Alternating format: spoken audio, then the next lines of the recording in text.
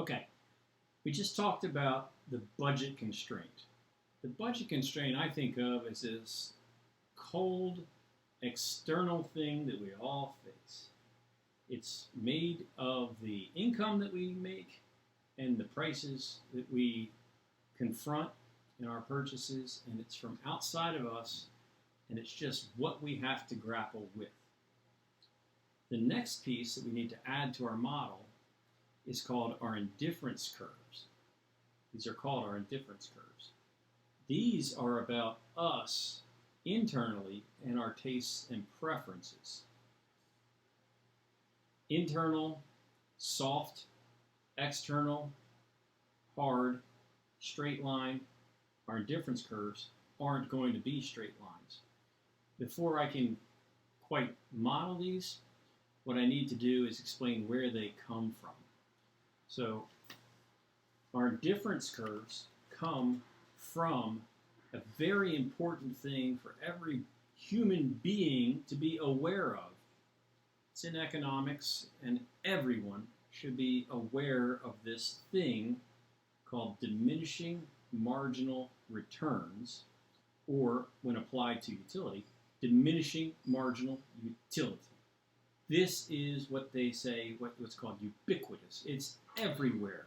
In our lives, we face diminishing marginal returns in very many of the things we do. Very much we face, very much we are involved with. We see diminishing marginal returns from our effort, and we, in this context, face diminishing marginal utility from our consumption. So here's my go-to example because I like lemonade. I like lemonade quite a bit, as a matter of fact. And when I was dating my wife, we got to this place in our relationship where it was time to introduce our parents to one another. And that's a fairly stressful thing. And our families are a little, let's say, different, and so that felt particularly stressful for, I'm sure, both of us, but from my point of view, it definitely was. And I like lemonade. So here is lemonade down here. And here is the utility I can get from drinking lemonade. The U up there stands for utility, and utility is this satisfaction or joy we get from consuming something. It's not the same as happiness. You know, happiness is something bigger than what we get from having another glass of lemonade. But it's a little bit more than gratification, because it's something that we kind of, we face scarcity for goods and services because of this. So it's a little bit more robust than just gratification because it feels good. It's something that we want and long for, but it doesn't make us necessarily truly happy. So it's in between. It's just satisfaction from goods and services. And we treat it as if it was something numerical or something we could quantify, even though it's kind of a touchy-feely thing. And we're doing that because a lot of it is better than a little of it. Okay, so we're proceeding as if there's some way to actually measure this, but it's just knowing that more satisfaction is better than less satisfaction. And this is my relationship to lemonade. And let me tell you why I'm talking about lemonade and when my wife and I were introducing the parents to one another. We met at a restaurant. She brought her mother up from Baltimore, and I brought my parents down from Delaware. And we met at a restaurant along the avenue up there in Harford County by White Marsh. And I wish I could remember the name of the restaurant, but I don't.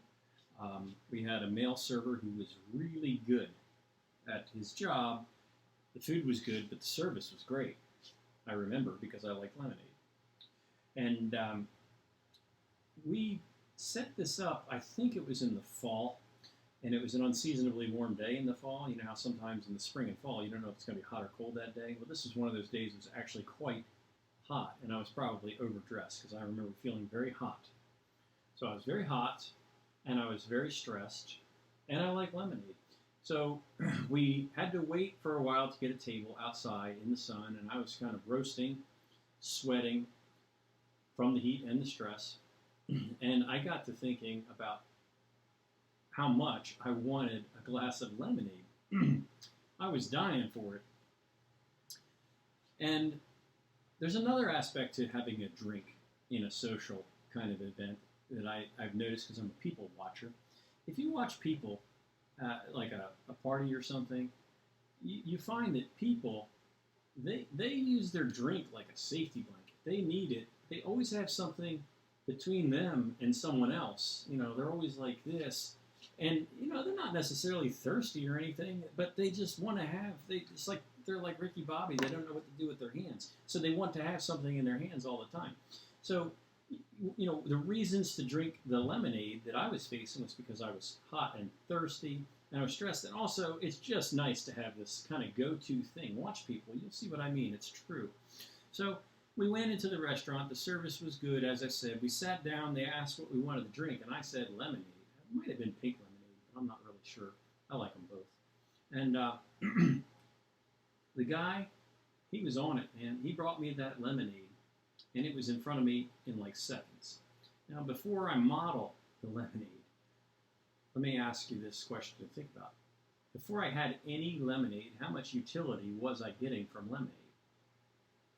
Nothing, because I hadn't had any. So this is a certainty. Then the first glass of lemonade came, and it was like you'd see in like a commercial or something. You know, it had the perspiration running down the outsides of the nice glass. It was a big glass. It was just perfect.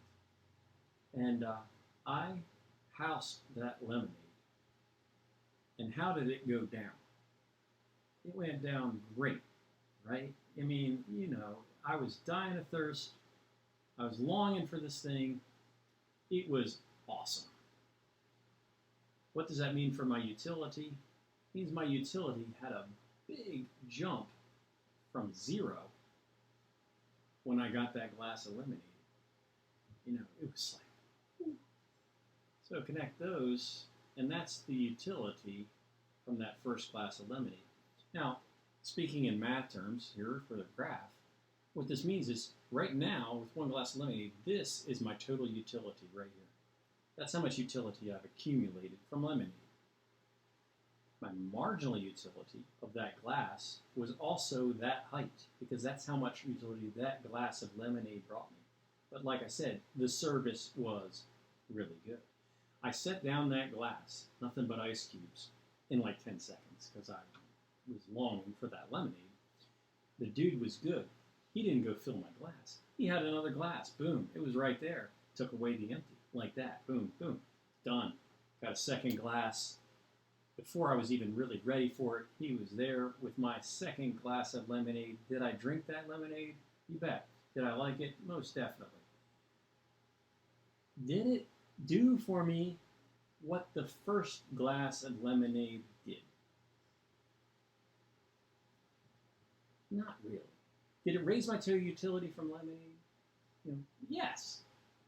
My total utility went up. But the second glass, the jump that it provided, it's not going to be like that first glass. You know, again, Will Ferrell, it's so good when it hits the lips. Old school. It's not about lemonade. The second glass doesn't do like the first glass, but it still brings utility. So my total utility is higher, but my marginal utility of the second glass isn't what the first one was. So here's my total utility now. The first jump was bigger, the second jump was smaller. So you see why I have diminishing marginal utility? This number, this jump, is bigger than this jump. In math terms, this slope is greater than this slope. The slope is changing. The waiter was good. Third glass was there, ice down, glass there, boom, with a thud on the table. Did I drink the third glass of lemonade? I sure did. I might have been just getting into that whole safety net thing, the security blanket thing, like, because I'm nervous, introduce the parents and all that. I wasn't that thirsty anymore, but I like lemonade, so I sure did drink the lemonade. So now I got more utility from the lemonade, but, you know, things are kind of flatlining here. It's not doing anything like the first did or even the second did, because I'm just not that thirsty anymore. They were big glasses of lemonade. This is a true story. And so then the waiter was good. I put that thing down, maybe not in the 3 or 5 seconds that I did the first one, but call it a couple minutes. Fourth glass was there. Did I drink that fourth glass of lemonade? Oh, yes, I sure did. Now, at this point, I really don't even know what I'm doing. I'm just drinking it because it's probably not really raising my utility anymore. You know, I'm getting full on lemonade, but I like lemonade, and it was there. And, you know, I'm not paying per glass, of course. What the heck, right?